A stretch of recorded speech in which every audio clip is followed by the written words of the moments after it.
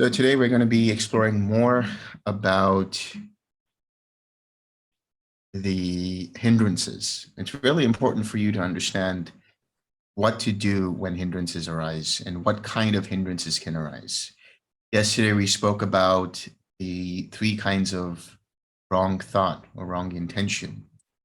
And we did talk a little bit more about the five hindrances, but hindrances can come in many different forms and in different variations, as we'll see in this particular sutta. So the sutta I'm going to be reading today is called Upakkilesasutta. This is Majjhima Nikaya 128, Upakkilesasutta, or imperfections. Thus have I heard, on one occasion, the Blessed One was living at Kosambi in Gosita's park. Now, on that occasion, the bhikkhus at Kosambi had taken to quarreling and brawling and were deep in disputes, stabbing each other with verbal daggers. Then a certain bhikkhu went to the Blessed One, and after paying homage to him, he stood at one side and said, "Sir, the bhikkhus here at Kosambi have taken to quarreling and brawling and are deep in disputes, stabbing each other with verbal daggers. It would be good, Venerable Sir, if the Blessed One would go to those bhikkhus out of compassion." The Blessed One consented in silence. Then the Blessed One went to those bhikkhus and said to them, "Enough, bhikkhus, let there be no quarreling, brawling, wrangling, or dispute." When this was said, a certain bhikkhu said to the Blessed One, "Wait, Venerable Sir, let the Blessed One, the Lord of the Dhamma, live at ease, devoted to a pleasant abiding here and now. We are the ones who will be responsible for this quarreling, brawling, wrangling, and dispute." Not a good thing to say to the Buddha. This is something which on the surface seems like a very wholesome thing. But basically what he's telling the Buddha is, you don't need to resolve this, stay out of our way. We can handle it. Go back to your sitting practice, go back to your meditation. So he basically dismissed the Buddha who was trying to resolve this issue. Now, this issue, which was between bhikkhus, was something related to a difference of opinion on some kind of matter related to the Vinaya. This happened in Kosambi, and it was quite famous because the bhikkhus quarreled, and without listening to the Buddha, continued to quarrel. And as you'll see, he then left. Because of that, the citizens of Kosambi were so angry, so upset by this, because he was going to be staying there for the rains retreat. And since he departed from there, they decided, the citizens of Kosambi, they decided that they would not give alms to the bhikkhus. And so the bhikkhus had to make amends and apologize and, be able to pacify the citizens there. But anyway, you will see what the Buddha does here. And so for a second time, and then for a third time, the Blessed One said, "Enough, bhikkhus. Let there be no quarreling, brawling, wrangling, or dispute." For a third time, that bhikkhu said to the Blessed One, "Wait, Venerable Sir. We are the ones who will be responsible for this quarreling, brawling, wrangling, and dispute." Then when it was morning, so that means the Blessed One, the Buddha, went back and decided not to do anything about it. And he said, and then this is what happened. When it was morning, the Blessed One dressed and taking his bowl and outer robe, entered Kosambi for alms. When he had wandered for alms in Kosambi and had returned from his alms round, after his meal, he set his resting place in order, took his bowl and outer robe, and while standing, uttered these stanzas. When many voices shout at once, none considers himself a fool. Though the Sangha is being split, none thinks himself to be at fault. They have forgotten thoughtful speech. They talk obsessed by words alone. Uncurbed their mouths, they bawl at will. None knows what leads him so to act. He abused me, he struck me, he defeated me, he robbed me.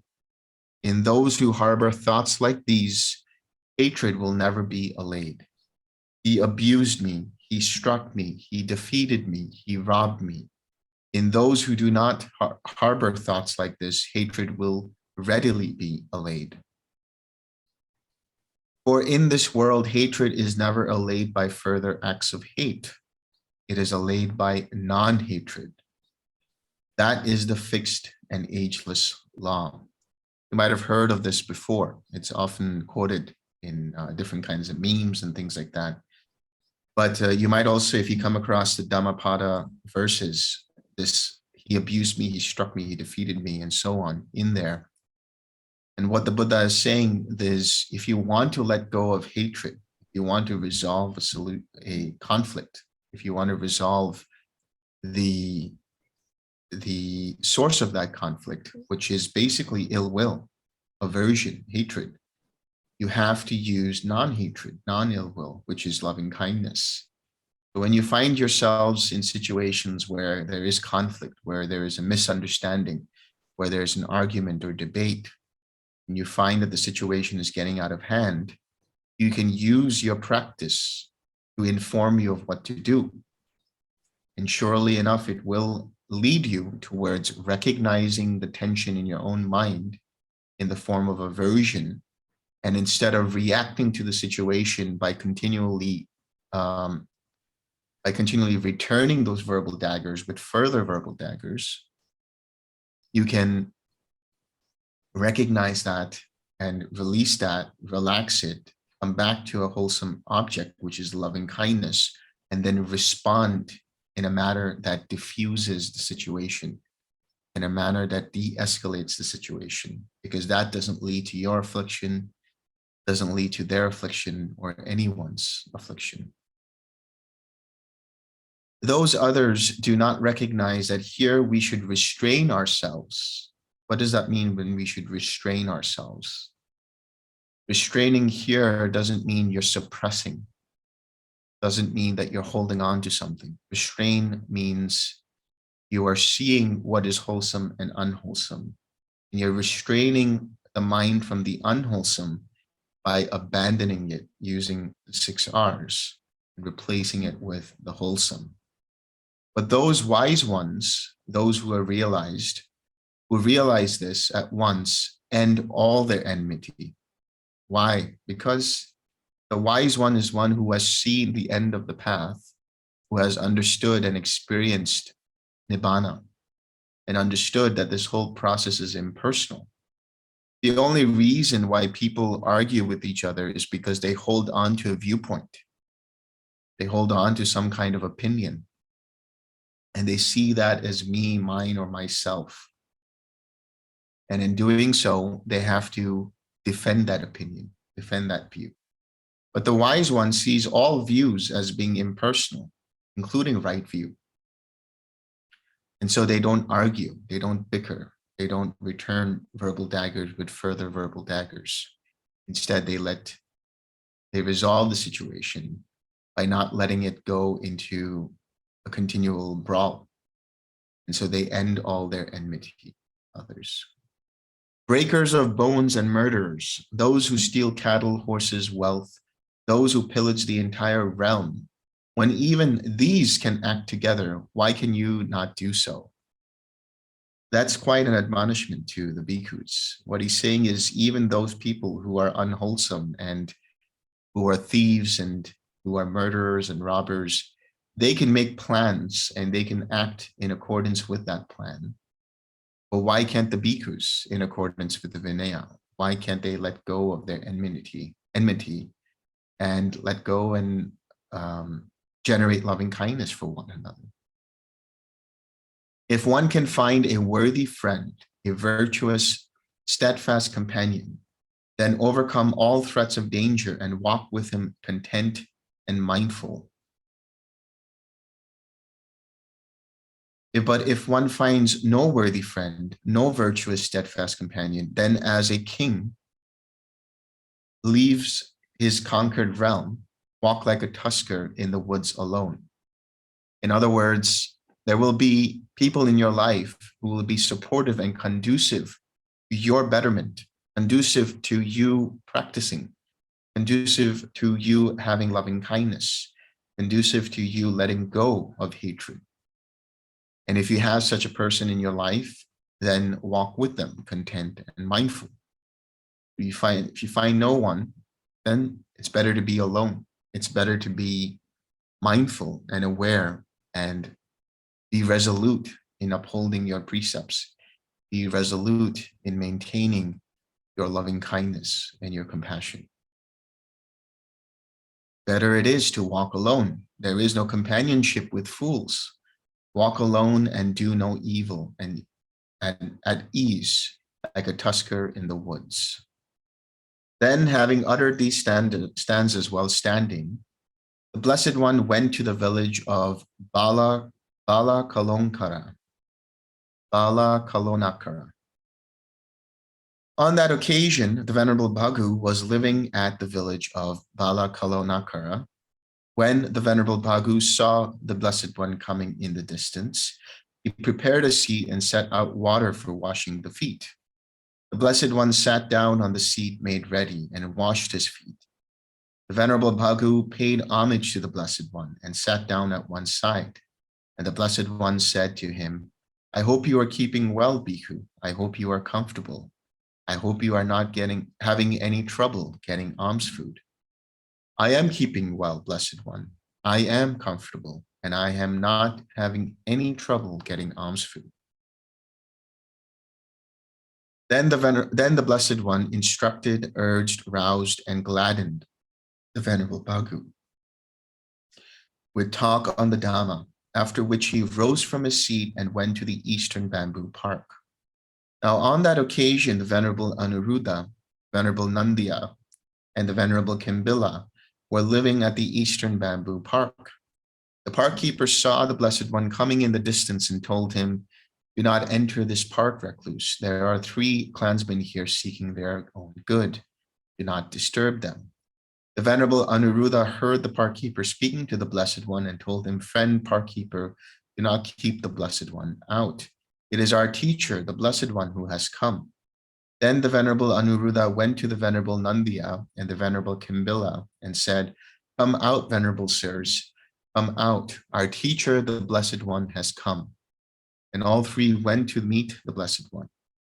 One took his bowl and outer robe, one prepared a seat, and one set out water for washing the feet.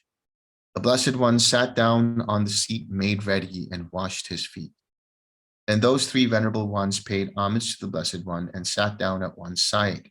And the Blessed One said to them, I hope you are all keeping well, Anuruddha. I hope you are comfortable.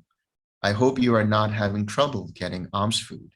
We are keeping well, Blessed One. We are comfortable, and we are not having any trouble getting alms food. I hope, Anuruddha, that you are all living in concord with mutual appreciation, without dispute, blending like milk and water, viewing each other with kindly eyes. Surely, Venerable Sir, we are living in concord with mutual appreciation, without dispute, blending like milk and water, viewing each other with kindly eyes. But Anuruddha, how do you live thus? Venerable Sir, as to that, I think thus, it is a gain for me. It is a great gain for me that I am living with such companions in the holy life. I maintain bodily acts of loving kindness towards these venerable ones, both openly and privately. I maintain verbal acts of loving kindness towards them, both openly and privately. I maintain mental acts of loving kindness towards them, both openly and privately. I consider, why should I not set aside what I wish to do and do what these venerable ones wish to do? Then I set aside what I wish to do and do what these venerable ones wish to do. We are different in body, Venerable Sir, but one in mind. The Venerable Nandiya and the Venerable Kimbila each spoke likewise, adding, this is how, Venerable Sir, we are living in concord, with mutual appreciation, without dispute, blending like milk and water, viewing each other with kindly eyes. Good, Anuruddha, I hope that you all abide diligent, ardent, and resolute. Remember yesterday I spoke about how this really refers to mindfulness. The Buddha is saying, I hope you are maintaining mindfulness. Surely, Venerable Sir, we abide diligent, ardent, and resolute. But, Anuruddha, how do you abide thus? Venerable Sir, as to that, whichever of us returns first from the village with alms food, prepares the seats, sets out the water for drinking and for washing, and puts the refuse bucket in its place. Whichever of us returns last eats any food left over if he wishes. Otherwise, he throws it away where there is no greenery, or drops it into water where there is no life. He puts away the seats and the water for drinking and for washing. He puts away the refuse bucket after washing it, and he sweeps out the refectory. Whoever notices that the pots of water for drinking, washing, or the latrine are low or empty takes care of them. If they are too heavy for him, he calls someone else by a signal of the hand, and they move it by joining hands. But because of this, we do not break out into speech. But every 5 days, we sit together all night discussing the Dhamma. That is how we abide diligent, ardent, and resolute. Good, good, Anuruddha. But while you abide thus, diligent, ardent, and resolute, have you attained any superhuman states, a distinction in knowledge and vision worthy of the noble ones, a comfortable abiding? What is he talking about here? Superhuman states don't just refer to the iddhis or the siddhis, doesn't just refer to psychic faculties. It also refers to jhanas, states of collectedness, and it refers to wisdom that is attained by having an attainment. And so a comfortable abiding also refers to jhana. Venerable Sir, as we abide here diligent, ardent, and resolute, we perceive both light and a vision of forms. Soon afterwards, the light and the vision of forms disappear, but we have not discovered the cause for that. Now, when he talks about light and a vision of forms, there's one way of understanding this. Light, there are these 4 kinds of light. In another sutta, the Buddha talks about this. Light here is translated from the Pali obhasa. And there are 4 kinds of obhasa, each brighter than the other. And the first light is fire. Second light is the moon, and the third is the sun. The fourth light is the light of wisdom, the light of panya. But panya is also understood to be awareness or understanding, mindfulness or consciousness, the light of awareness, the light of observation, the light of being observant of what is going on. And a vision of forms here is really referring to, in the context of practice, the object of meditation. So what Anuruddha is saying is, soon afterwards, the observation disappears, and so does the object. And so the Buddha says, you should discover the cause for that. And when he talks about this, he's talking about what's known as attention rooted in reality, or causal attention, or wise attention, or as it's said in the Pali, yoniso manasikara. And what that's really looking at is the recognized step, understanding the reality of the situation in that moment, seeing what is arisen. So the Buddha says, before my enlightenment, while I was still only an unenlightened bodhisattva, I too perceived both light and a vision of forms. Soon afterwards, the light and the vision of forms disappeared. I thought, what is the cause and condition why the light and the vision of forms have disappeared? In other words, why did my attention move? What happened? How did my observation move? How did my object of meditation disappear? Excuse me.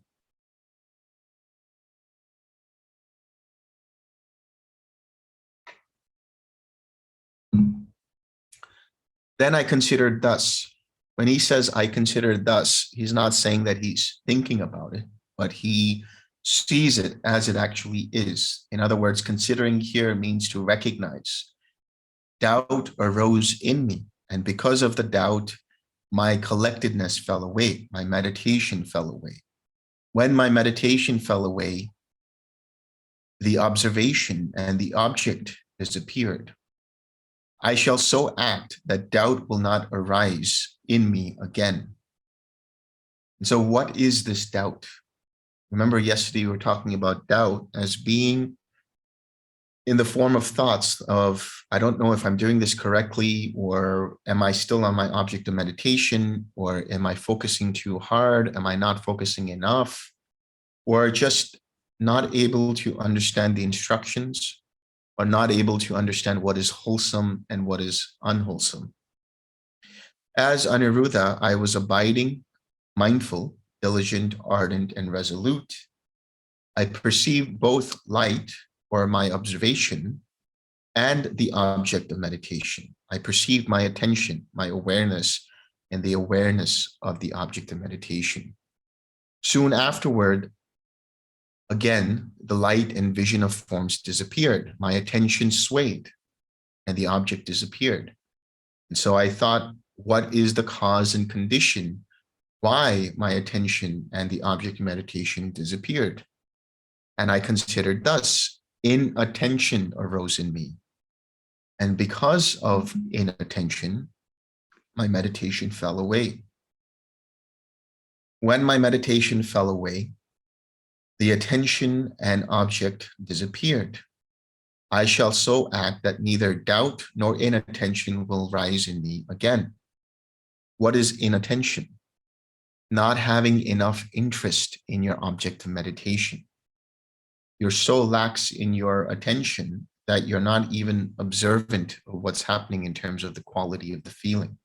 You're not paying attention enough to the feeling. You're not letting the mind rest in that feeling enough. When that happens, there is inattention. When there is inattention, the attention gets scattered. When it gets scattered, it gets distracted.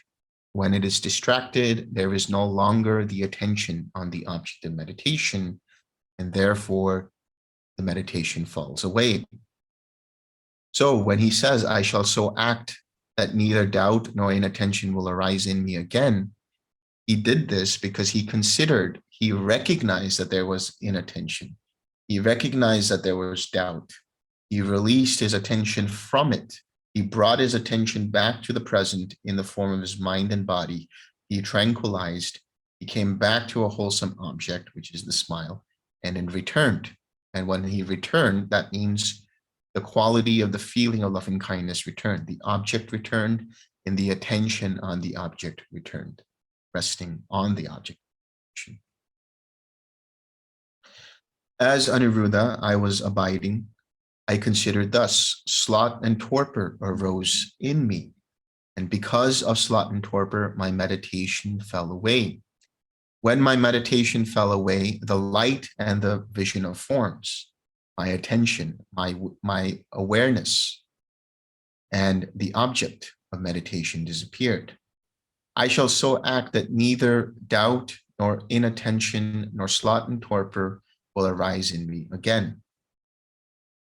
And so this sloth and torpor we were talking about before is again a lax inattention. It's just the mind becomes dull. It doesn't have enough interest in its object of meditation, and bit by bit, another thought arises, and then it thinks that it's going into a meditative state, and it becomes dull, and then drops again, and then there's another thought, and then finally it just drops completely. And you see that in the form of the bobblehead.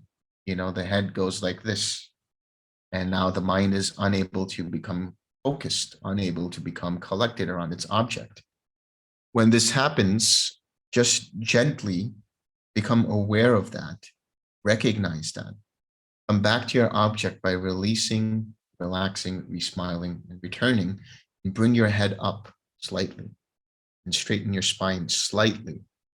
Don't do it like this in such a quick maneuver, because that creates restlessness and agitation. Just be mindful of how the mind and the body are becoming more collected, how they're becoming more aware of the object of meditation, straighter and more focused. And so if you are unable to do that, you can go for a walk. Go for a brisk walk, staying with your object, and then come back. Another tool to let go of sloth and torpor is to walk backwards. Because if you walk backwards, you're really needing good amounts of attention to know where you're going and which direction you're headed and how the steps are being taken. So with that same level of attention that's given to when you walk backwards, you can bring that to the meditation while you're sitting and pay more attention to the object. And this is the counterpoint to sloth and torpor. As Aniruddha, I was abiding, diligent. I considered thus. I recognized fear arose in me, and because of fear, my meditation fell away. When my meditation fell away, my awareness and the object of meditation disappeared. My mindfulness, my observation of the object of meditation disappeared. Suppose a man set out on a journey and murderers leaped out on both sides of him. Then fear would arise in him because of that. So too, fear arose in me, and the awareness and the object of meditation disappeared. I considered thus, I shall so act that neither doubt, nor inattention, nor sloth and torpor, nor fear will arise in me again. What is this fear? This fear is another form of anxiety or worry. It's another form of even doubt where you think, I really don't know what I'm doing here. I don't know what's going on with my practice. Or it can arise in a form of different kinds of energetic thoughts and different kinds of distracting thoughts, worrisome thoughts, anxious thoughts. And when you notice those, as soon as you recognize that, you release your attention, you relax, re-smile, and you return, those thoughts will become less and less apparent. They'll start to fade away. They might still be there, and your mind will still be on the object of meditation. But again, when your mind swerves away from the object of meditation, completely is no longer on its object of meditation, no longer on the metta. And then it's looking again at those worrisome thoughts. You recognize, you release, you relax, you smile, and you return. You do it over and over until all of the thoughts are gone. But you only do it when your attention completely swerves away from its object of meditation. As Aniruddha, I was abiding diligent. I considered thus. I recognized elation arose in me. And because of elation, my meditation fell away. When my meditation fell away, my mind's awareness and the object of meditation disappeared. Suppose a man seeking one entrance to a hidden treasure came all at once upon 5 entrances to a hidden treasure. Then elation would arise in him because of that. So too, elation arose in me, and my mind's awareness and object of meditation disappeared. I considered thus, I shall so act that neither doubt, nor inattention, nor sloth and torpor, nor fear, nor elation will arise in me again. So this elation can manifest when you are with your object of meditation, and suddenly you experience some level of joy. Maybe you become overexcited about the meditation and you experience this excitement. You experience this elation. And this joy that arises It might be there and it might feel good, but it's not the object of meditation. If you divert your attention away from that metta, whether it's light, whether it's strong, or whether it's in the middle, however that quality of and strength of metta is, if you divert your attention to now the joy that arises, you are no longer meditating. Now your mind is becoming scattered. Now your attention is becoming distracted. So when you notice that there's that difference between the feeling of joy or elation and the feeling of the metta, recognize now that the attention has gone to the joy, release the attention from that, relax the mind and body, be smile, and come back to the metta. As Aniruddha, I was abiding diligent, I considered thus.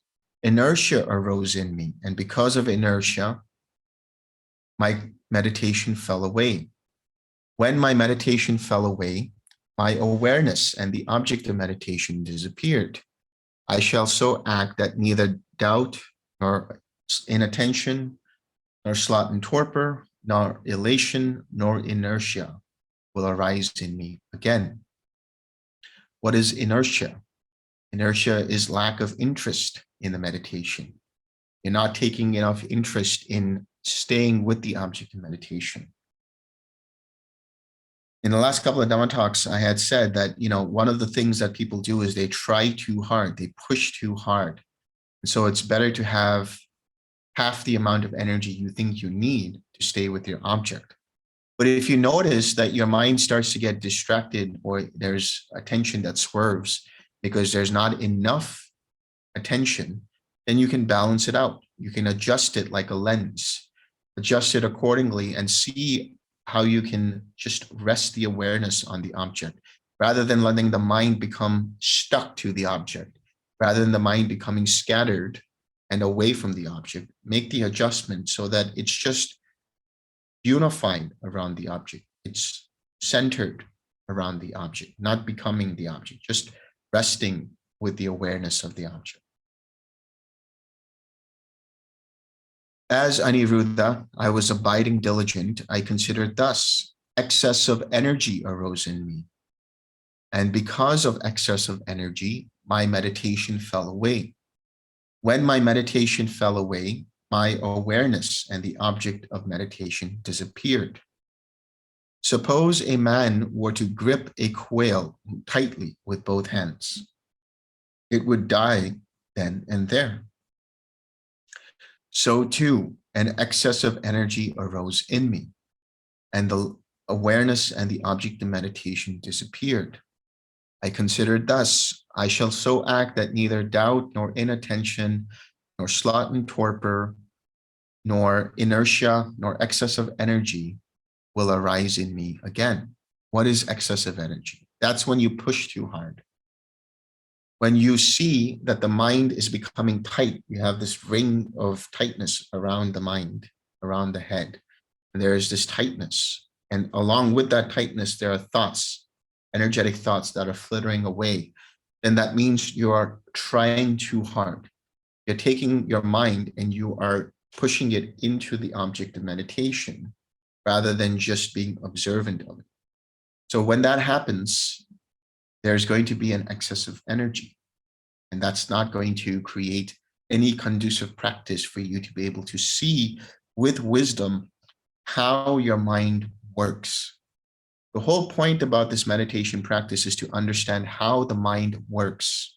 And as you get deeper and deeper into the practice, you're going to see subtler and subtler levels of how things arise in the mind and how this whole building block and process of perception arises to create the sense of the world around you. But if you become so energetic that you suppress the mind and you make it one with the object of meditation, then you're not able to get that clarity because you suppress not only the hindrances, which when they arise will come back with full force, but you also suppress the ability for insights to arise and for the mind to get deeper in a relaxed and gentle manner so that you're able to see for yourself how this process works. So in order to let go of this, when you see that the mind is trying too hard and there's excess energy and excess thoughts, You recognize now that the mind is now flittering away. Its attention is now scattered to these thoughts. And you recognize that and you release it. Release the attention, come back and relax, back to the smile, and return back to your object, but let the object rest on the loving kindness. Don't push, don't pull, just let it rest. Just observe. When you do that, you will make further progress. So every time you use right effort, every time you use the 6 R's, whenever mind's attention completely moves away, you are seeing how this process works for yourself. You are starting to eradicate hindrances. You're starting to replace it with the wholesome state of mind that is rooted in the Eightfold Path, that is rooted in the Dhamma. As Aniruddha, I was abiding diligent, I considered thus, deficiency of energy arose in me. And because of deficiency of energy, my meditation fell away. When my meditation fell away, my mind and the awareness and objects of meditation disappeared. Suppose a man were to grip a quail loosely. It would fly out of his hands. So too, a deficiency of energy arose in me. My awareness and the object of meditation disappeared. So I considered thus, I shall so act that neither doubt nor inattention nor excess of energy nor deficiency of energy will arise in me again. Deficiency of energy is related to sloth and torpor, related to inertia. There, the mind is so pulled back that it's no longer on its object of meditation. And so that's why I'm talking about that lens. Make the adjustment accordingly. So when you see that the mind is not on its object because it's just too loose, too open, and it's starting to deviate here and there, recognize that, release the attention from there, relax, we smile, come back, adjust accordingly, let the mind rest on it, on the loving kindness, repeat whenever necessary. As Aniruddha, I was abiding diligent, I considered thus, longing arose in me, and because of that longing, my meditation fell away. When my meditation fell away, the awareness and the object of meditation disappeared. I shall so act that neither doubt nor inattention, nor deficiency of energy, nor longing will arise in me again. What is longing? Craving. It's related to trying too hard. You are getting too serious with the meditation, and now you want to do something with it. You want to achieve something with it. Longing is another word for craving.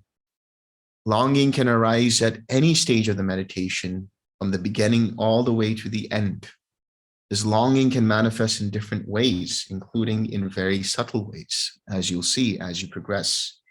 But longing is something that you have to recognize as being craving, recognize as the mind wanting to try too hard, as the mind wanting to succeed. That wanting to succeed is craving. But chanda, which is the wholesome desire, the cultivated intention, is as simple as placing the mind on the object of meditation. That is the level of wholesome desire you require. Anything beyond that, where you're trying too hard, anything beyond that, where you want it too bad, you want it so bad that it causes you to push, is considered to be a hindrance, and you should let go of it using the 6 R's. As Aniruddha, I was abiding diligent. I considered thus, perception of diversity arose in me. And because of perception of diversity, my meditation fell away. When my meditation fell away, my awareness and the object of meditation disappeared. I shall so act that neither doubt, nor inattention, nor longing, nor perception of diversity will arise in me again.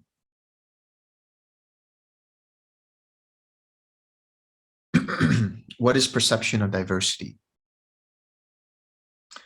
Perception of diversity means that the mind becomes scattered and distracted to other sensual experiences. So in other words, it's sensual craving or aversion due to a sensory experience, your mind starts to pay attention more to the sound outside, starts to pay more attention to any kind of smells, starts to pay attention to how hot it might be in the room or how cold it might be in the room, starts to pay attention to the wind that comes by on your skin, starts to pay attention to any kind of sensory experience, and therefore becomes scattered and distracted. And so this perception of diversity should be, again, recognized. Recognize you got distracted to such an extent that now you're paying attention only to the sound, and now you're mentally proliferating about that sound. And so when you recognize that, you take your attention away from that, come back to the now, the form of the mind and body, relax the tension, come back to the smile, return back to your object of meditation. As Aniruddha, I was abiding diligent, I considered thus, excessive meditation upon the object arose in me. And because of the excessive meditation upon the object, my meditation fell away. When my meditation fell away, my awareness and the object of meditation disappeared. How did it disappear? If there was excessive meditation on the object, how could the object disappear? Because now you get into the territory of one-pointed concentration, where the mind merges with the object of meditation. And by doing so, you are no longer practicing right meditation, as talked about as part of the Eightfold Path. Now you're getting into the territory of one-pointed concentration. And so excessive meditation, a manifestation of that, is obviously pushing too hard. You see restless thoughts arise. You see tightness and tension around the head. If that happens continuously, what you have to do is pull back, ease off, and just relax into observing the meditation, observing the process of the object of meditation. There might come a point where the meditation becomes stale, and it might happen in this retreat. And at that point, I will tell you, take a break. Stop meditating. Just stay with the smile and do something else. Have fun, because then you don't get so serious. You're not going to get anywhere with this meditation if you be serious. That's why I continue to emphasize, smile all day long. Laugh and smile and have fun. Be like a little kid. Just be happy. Find new ways to be happy. Find ways that make you happy in a wholesome way. The more you do that, the more the mind will be uplifted. The lighter the mind will be, the easier it'll be for the mind to meditate. And then it'll be easy for the mind to be focused or collected around its object of meditation. And then it will be effortless. It will feel effortless. You see, every time you're in a happy mood, you're uplifted. Every time you're smiling and laughing and enjoying the moment, you're already being mindful. You're already being uplifted. You're already being in a collected state of mind. But if you make this meditation serious and you forget to smile and you push too hard, it's going to be counterproductive towards what you want to be able to achieve in this practice, which is ultimately the experience of nibbana and wisdom. I shall so act that neither doubt, nor inattention, nor perception of diversity, nor excessive meditation upon the object will arise in me again. When, Aniruddha, I understood that doubt is an imperfection of the mind, I abandoned doubt, meaning I recognized it and I let it go. I released my attention away from it. When I understood inattention, sloth and torpor, fear, elation, inertia, excess of energy, deficiency of energy, longing, perception of diversity, and excessive meditation are all imperfections of the mind, meaning they're all hindrances. I recognized that. When I noticed that, when I understood that, I abandoned them. I released my attention and relaxed the tension around it. And I came back to the object. I abandoned all of these as imperfections of the mind. As Aniruddha, now it gets a little interesting. He says here, As Aniruddha, I was abiding, diligent, ardent, and resolute. I perceived light, meaning I was aware, but I did not see forms. I was not aware of the object of meditation. I saw the object of meditation, but I did not perceive the light. I did not perceive the awareness. Even for a whole night or a whole day or a whole day and night, I thought, what is the cause and condition for this? Then I considered thus: on the occasion when I do not attend to the sign of forms, but I attend to the sign of light, I then perceive light, but do not perceive forms. On the occasion when I do not attend to the sign of light, but attend to the sign of forms, I then see forms, but do not perceive light, even for a whole day or a whole night or a whole day and night. What does that mean? That means that you become so focused on your object of meditation that you don't even become aware of this whole process as being impersonal. You don't realize that you're just watching how mind is observing the object of meditation. So you're not aware of awareness itself. You're not aware of the observation itself. You have to understand that this process is showing you how mind works by being able to see how observation changes dependent upon if there's a hindrance or if it's collected around its object in meditation. So if you become one-pointed to the object, then there is no longer any awareness. There's no longer any space between the meditation or the object of meditation, between the sense of seeing how mind is meditating and the meditation object itself. And if you pay attention too much on how this process works, then your mind becomes flustered and scattered, and it's not able to be anchored around an object of meditation. So you need both. The object is there to keep the mind anchored. So this is the object, and here is the mind orbiting around the object. And so it's orbiting so that it stays collected, while also at the same time being aware of when hindrances might arise so you can let go of it, or when insights arise so it becomes deeper in its understanding. As Aniruddha, I was abiding, diligent, ardent, and resolute. I perceived limited light or limited awareness and limited forms. I perceived immeasurable awareness and saw immeasurable forms, even for a whole night or a whole day or a whole day and night. I thought, what is the cause and condition for this? Then I considered thus: on the occasion when my meditation is limited, my awareness is limited.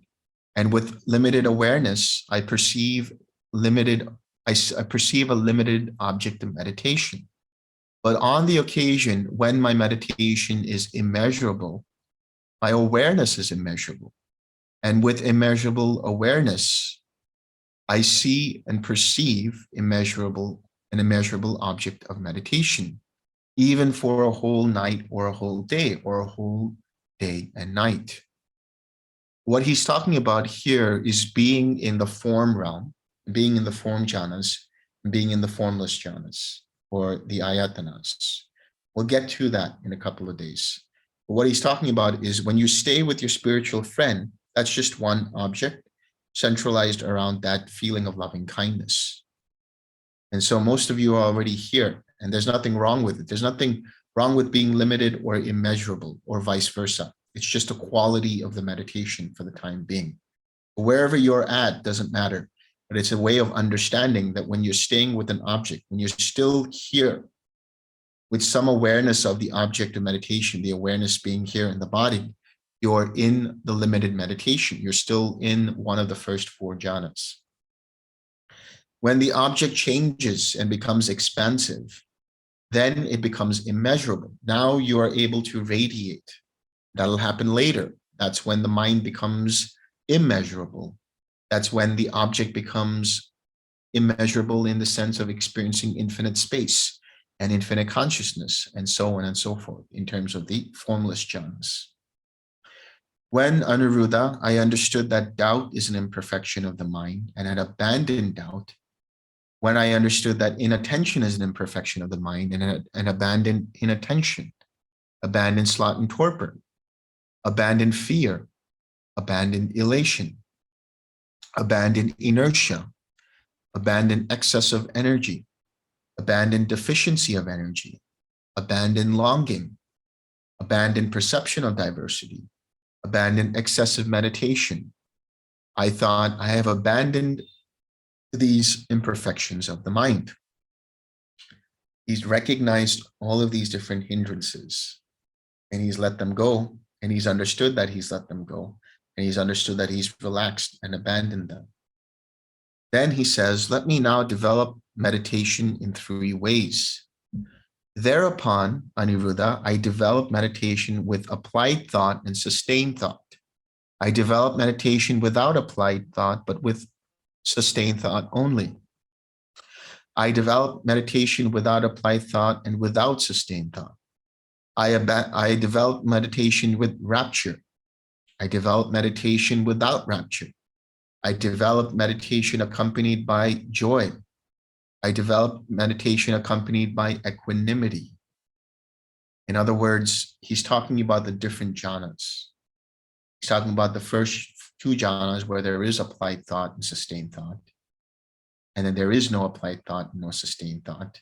And then there's rapture and joy still there. And then there is only comfort and ease and tranquility. And then finally, there is only equanimity, which is in the 4th jhana. When, Aniruddha, I had developed meditation in all of these ways, the knowledge and vision arose in me. My deliverance is unshakable. This is my last birth. Now there is no renewal of being. This is just a very concise way of talking about what we talked about yesterday, where the Buddha had gone through each of the 4 jhanas, gone through each of the different threefold knowledges, and then experienced arahatship. I have to say, it's not an easy thing, really, to do the threefold knowledge.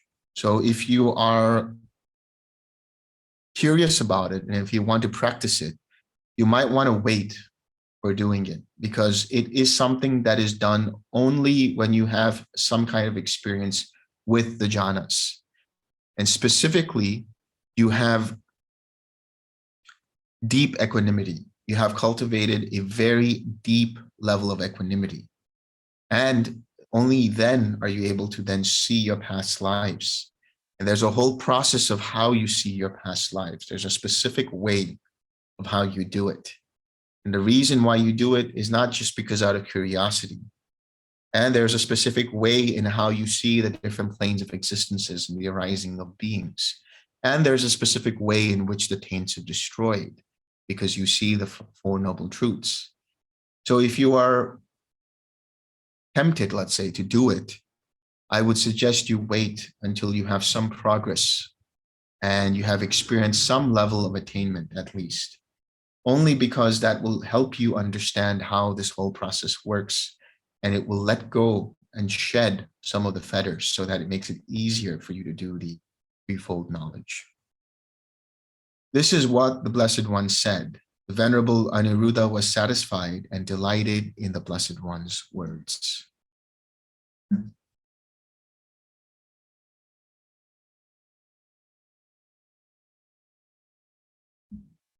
Okay. Does anyone have any questions?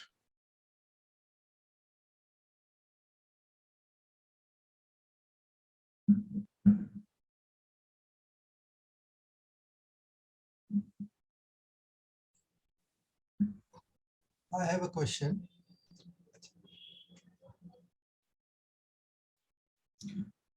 How do we remind ourselves to smile during the non-meditation times? How do you remind yourself when you're not meditating? To smile. To smile. During the Just keep it on always. Just keep it on always. But you have to find ways. You have to keep your mind light. So even when you're not meditating, when you're not formally sitting, when you're not formally doing the walking practice, still be aware of the loving kindness. Still be aware of the compassion in whatever it is you're doing. Let's say you had to cook some food. Imbue that whole process of cooking food with loving kindness. Have a smile about it. Enjoy that. Let's say you have to go out on an errand. Imbue that whole process with love and kindness, with compassion, and keep the smile going in that way. And when you find something funny, make it something that is amazing. You know, if it's a little joke that you hear or you see somebody laughing, join in that smile, join in that laughter. Really find ways to how you can just continually be like a little kid. You think about little children, right? They have no reason for why they smile. They just laugh and they smile. They're just having a good time. They're not thinking about this or that. They're not worried about what's going to happen in the future. They're not thinking about what happened in the past. They're completely here in the present moment. And because they're completely here, paying attention to what's going on, mindful, they're actually quite naturally mindful whenever they're playing and laughing and enjoying themselves. So cultivate that attitude of a child, and it'll be easier for you to laugh and smile. Thank you. Maybe as an addition, there are also a few little tricks you can use, like post-it notes or funny images, or a smiley on your mirror or near your desk or whatever, just to remind yourself.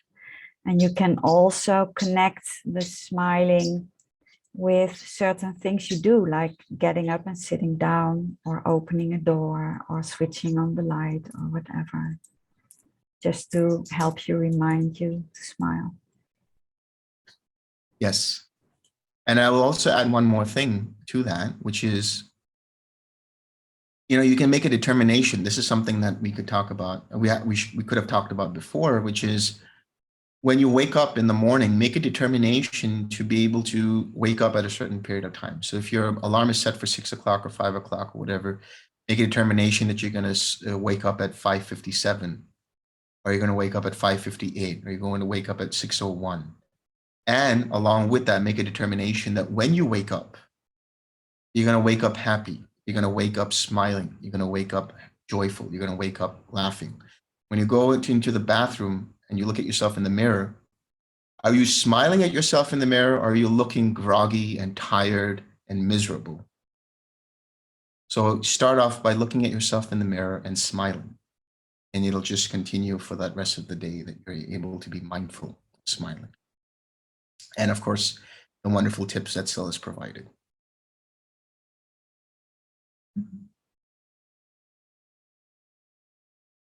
Yes. What about when you do the forgiveness meditation? Are you thinking about smiling all the time then as well? Or no? No. When you're forgiving, when you're in forgiveness practice, you're always in forgiveness mode. Meaning, if you notice that there's a harmful thought, like a thought that feels painful to you, forgive that thought. If you see somebody doing something and you notice that, you know, mind gets agitated, forgive that thought, forgive that person. So in the forgiveness practice, you're always on forgiveness mode, so to speak.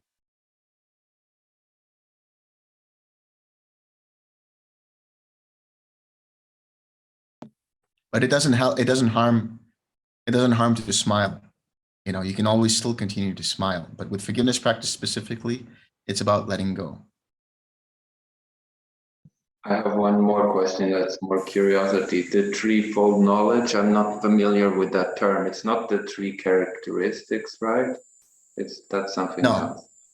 Yeah, the three characteristics are anicca, which is impermanence, dukkha, which is suffering, and anatta, which is not self, or the impersonal nature of things. The threefold knowledge is related to the knowledge of past lives. That's the first fold. The knowledge of the arising and passing away of beings, which is knowledge of karma and how it works. And the knowledge of the taints being destroyed, meaning the knowledge that one has attained arahantship.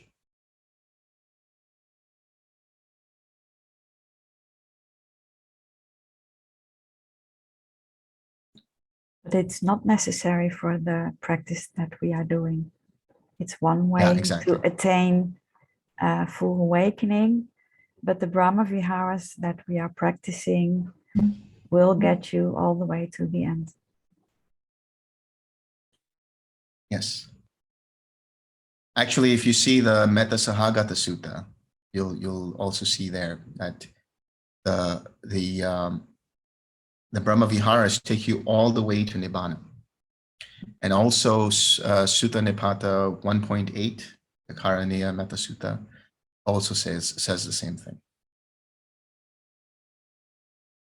Pascal, you've been wanting to ask a question. So Yeah, I don't know if I'm kind of sort of butchering what I remembered from the sutta you just read, but when they were saying that they basically, whether it was through doubt or lack of energy or something, they lost their object, but then afterwards said I decided to act, or I can't remember. So I decided to act, or I was resolute that I wouldn't allow this to happen again. Like it just kind of reminds me of setting an intention when you meditate. Like where does that apply? Like, let's say if I try too hard, but then do you, maybe before you start the meditation, you just kind of have a set kind of an intention to kind of chill out more, or you just is that what that means in that part of the sutta? At some point they set an intention for their practice? So I would always say the attitude for the practice should be, let's see what happens. But I do like your idea of intention, the intention of chilling out, let's just relax. For these next 30 minutes or for this next hour, I'm on vacation. I'm on vacation mode and I'm not going to do anything and I'm just going to relax. That's okay insofar as that kind of intention. But usually the attitude should just be, let's just see what happens. So the resolution or becoming resolute of not allowing that to happen again is not setting an intention insofar as thinking about it, but rather the action of staying with your object of meditation. So if you're with your object of meditation, then you've already resolved that you're not going to get distracted again. Gotcha. Thanks. You're welcome.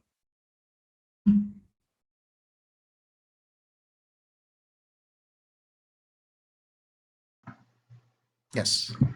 With the hindrances, with all the hindrances, it seems to make sense to relax. Relaxing helps let them go. But with the hindrance of sloth and torpor, relaxing seems counterintuitive. Yeah. But you still really relax. Yeah, go ahead. Go ahead. Well, the sloth and torpor one seems to be the odd one out in the list, because it's physical and it kind of disables the mind to meditate, and it feels as if relaxing makes it even worse. Yeah. Because so what you're relaxing, actually is not the hindrance itself. You're relaxing the craving that's associated with the hindrance. So in the case of sloth and torpor, there's still a subtle tension there. There's still a subtle mental tension that you're relaxing. But when you come back, you're adjusting your collectedness like a lens, as I was saying. So if there's too much restlessness, you back off a little bit and loosen your focus. But if there's sloth and torpor, when you recognize it as sloth and torpor, you bring in a little bit more attention when you come to the return step. So in the return step, when you come back to the object of meditation with sloth and torpor, you're just bringing a little bit more energy to that. But you always relax, because relax has to do with the craving or the tension associated with the craving. And when we talk about the tension, we're talking about the formations. You're tranquilizing the formations related to those hindrances.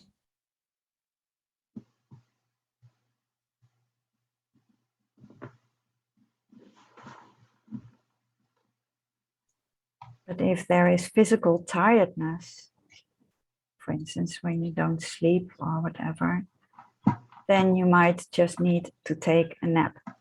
Because if you are truly physically tired, you can't 6-hour that. That is just a bodily thing. But sloth and torpor are two words. One is the physical version, and one is the mental version, where there is perhaps a bit of boredom, where you feel like, well, this is boring. Let's just relax and not be really mindful, just be in a pleasant, soothing, dull state of mind. And then you can 6R and arouse a little bit more of mindfulness so that the meditation gets a bit more energy. Yeah. Well, the dullness that I suffer from does feel very physical. And it's often, it seems to be enough to get up, get a cup of tea, or do something that creates interest in the mind. But I don't seem to be able to create that interest while still sitting on the cushion. Mm-hmm. Yeah, in that case, yeah, if you need to take a nap, you can take a nap, have a cup of tea, or go for a walk, go for a brisk walk. The Buddha makes certain suggestions, like even just washing your face with cold water, or going out to meditate. Like if you can go where there's a lot of light in the room, or if you can go out where there's fresh air and sunlight, that also helps. Thanks.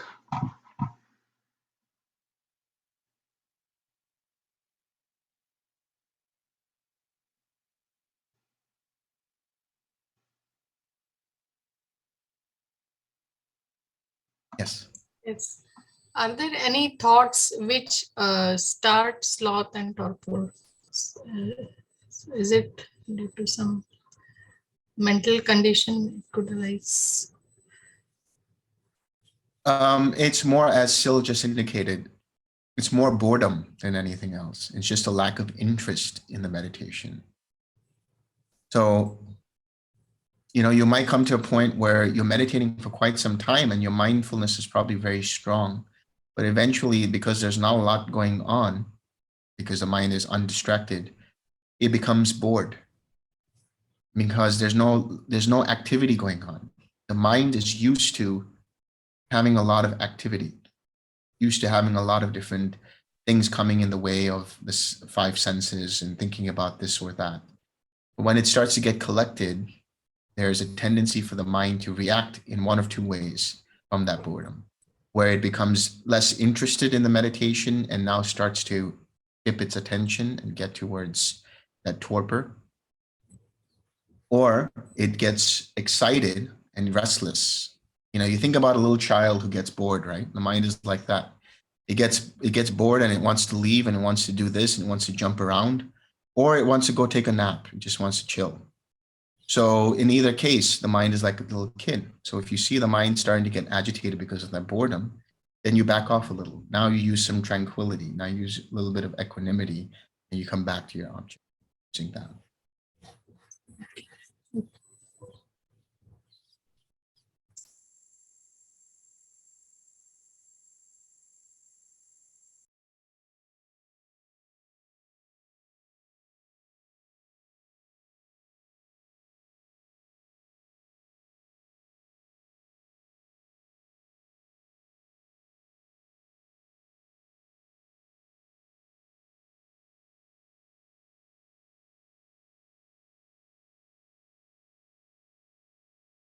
Anybody else? Any last questions?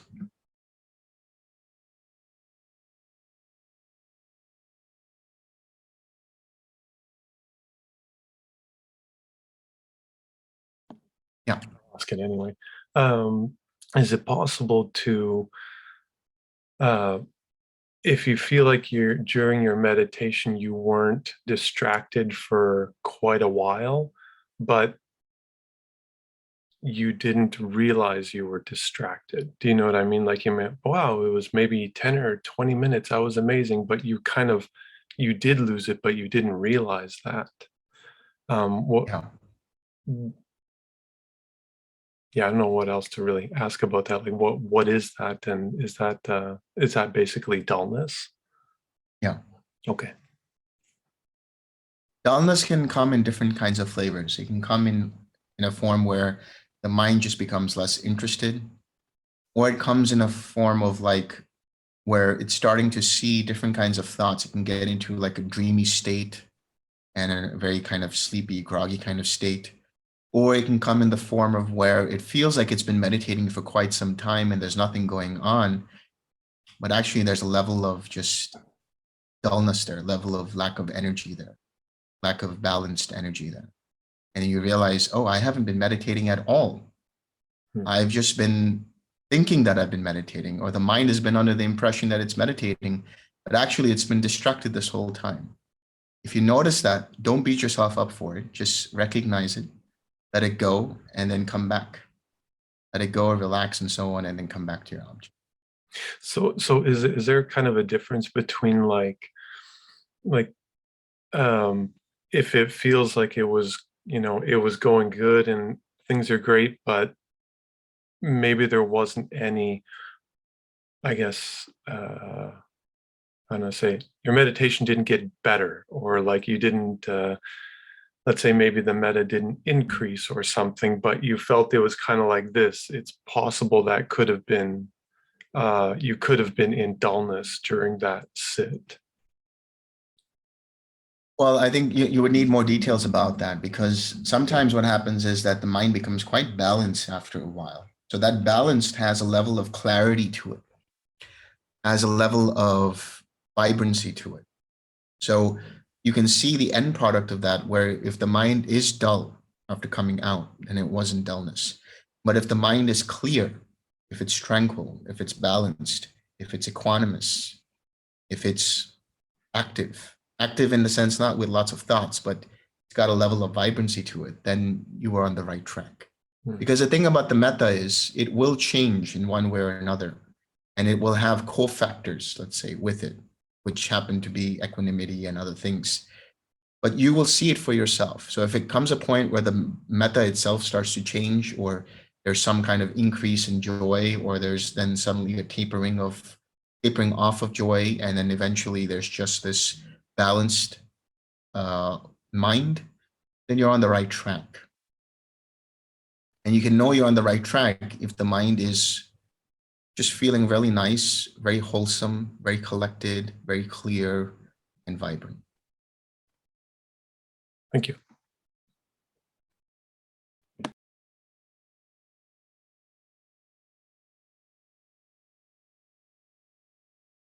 Okay, let's share some merit. May suffering ones be suffering free, and the fear-struck fearless be. May the grieving shadow grief, and may all beings find relief. May all beings share this merit that we have thus acquired for the acquisition of all kinds of happiness. May beings inhabiting space and earth, devas and nagas of mighty power, share this merit of ours. May they long protect the Buddha's dispensation. Sādhu, sādhu, sādhu.